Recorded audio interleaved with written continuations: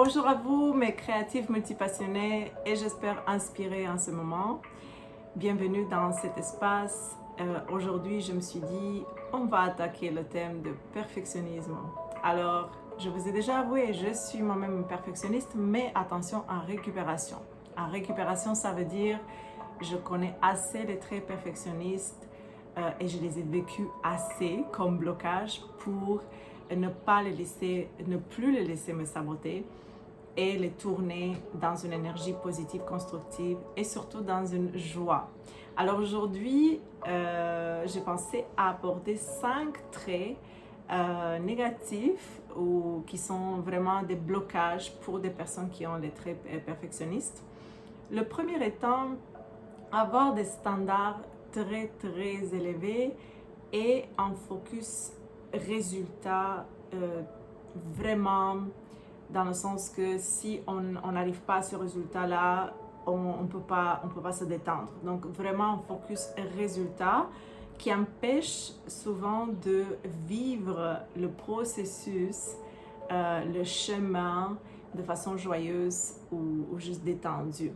Alors ça, c'est un des traits, puis je me rappelle tellement comment je prenais les choses beaucoup trop au sérieux dans mes processus de créatif. Donc j'avais un élan créatif, j'avais un élan de créer un projet et lorsque je commençais à exécuter, de plus en plus, mon focus était tellement résultat et tellement sur le but que je perdais vraiment de vue la qualité de mon quotidien, l'importance d'être joyeuse, l'impact que la joie a sur le processus créatif et sur les autres qui nous entourent, famille, amis, les collaborateurs.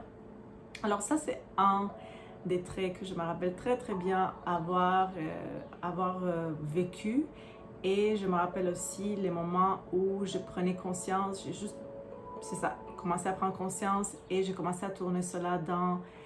J'ai pratiquement décidé de tourner le focus, de détourner le focus de ça doit être comme ça et si ce n'est pas comme ça, je suis pas heureuse et je ne peux pas me détendre jusqu'au moment où je vais atteindre ce but.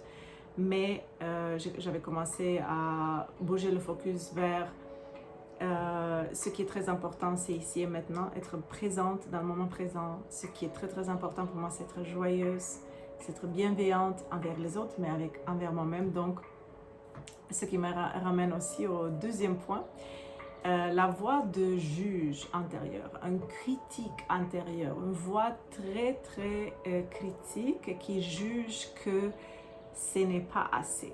Ok, donc on a travaillé toute la journée, on s'est donné à fond, on a coché plein de caisses de toutes les tâches qu'on voulait faire.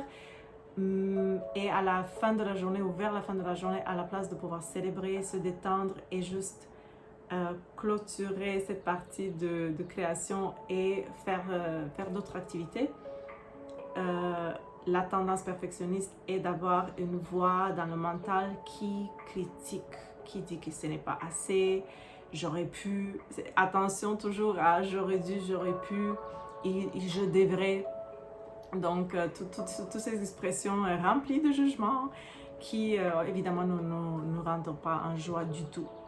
Alors, la voix de l'autocritique. Un troisième point qui est vraiment difficile à vivre, c'est croire ou se sentir vraiment qu'on n'est pas assez.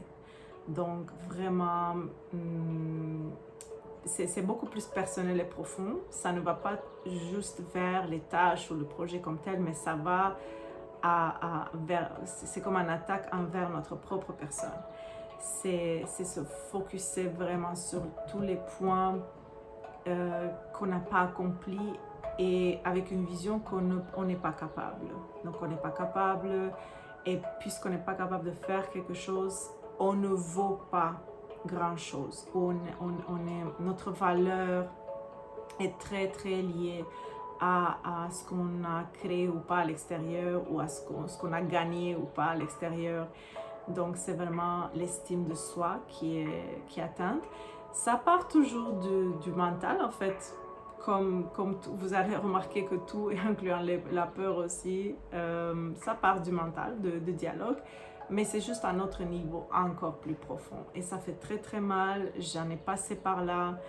Heureusement encore, j'ai pu me débarrasser de cela par la pratique surtout d'être présente et aussi à pratiquer la connaissance de soi au niveau beaucoup plus profond, de réaliser que je ne suis pas juste une personne, mais je suis un esprit qui vit dans un corps et la voix de mon esprit ou la voix de mon âme n'est surtout pas, n'a pas la tonalité et n'a pas les mêmes mots que le mental quand il est orienté dans le négatif.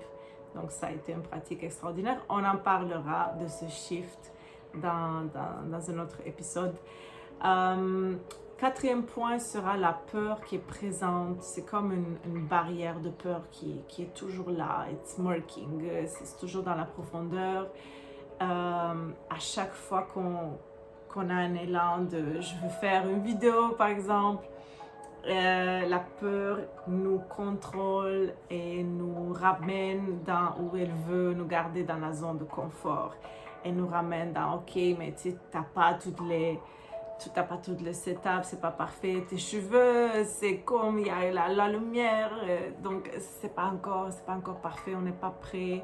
Et puis reste ici ou filme 3-4 vidéos mais ne les publie pas, c'est pas encore, non, c'est pas le moment, ou je sais pas, trouve quelque chose d'autre à faire pour te distraire.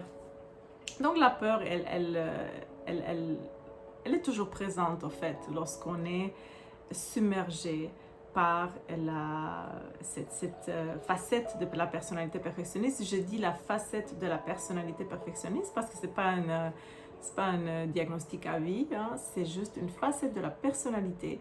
Et on va en parler vraiment longuement sur tout ce que nous sommes comme être créateur. Donc on va parler de l'être, on va parler de l'âme, on va parler de l'énergie divine qui est en nous. Alors il y a tellement d'autres facettes qui nous définissent et qui nous soutiennent beaucoup plus que cette facette de la personnalité perfectionniste. Ce qui me ramène au 5e point, la procrastination. La procrastination est vraiment un syndrome qui est lié à la peur, mais qui est très spécifique dans le scénario. Donc le scénario qui vient avec ce comportement, c'est la distraction en fait. C'est que ça va aller à demain. Parce qu'aujourd'hui, bon, il y a eu un bruit, donc c'était pas la bonne journée, il a plu, donc j'ai pas pu le faire, mais je me sens pas trop bien. Je vais le faire plus tard. Encore là, j'en ai fait 2-3 essais où j'en ai travaillé un petit peu, mais là, je suis vraiment exténuée, donc je veux plus vraiment m'investir dans ce que j'ai fait, dans les tâches que j'ai voulu faire, et je vais procrastiner, je vais dire que ça va aller à demain.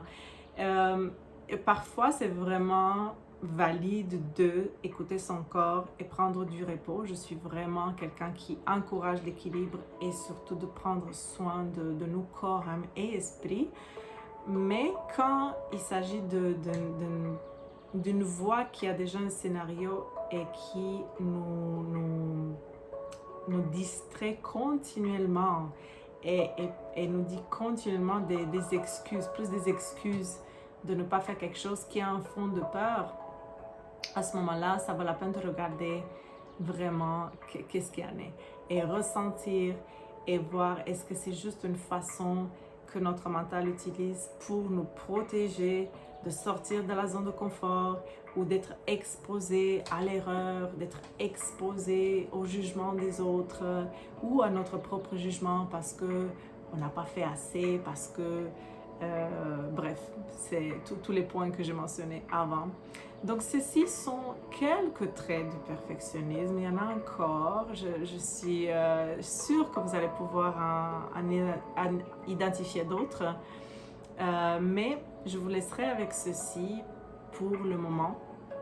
Et je vous parlerai dans la prochaine fois de toutes les astuces sur comment on peut dépasser le perfectionnisme, simplement le dépasser. Donc déjà, les premières étapes évidemment commencent par identifier les traits et comment ces facettes de la personnalité s'expriment.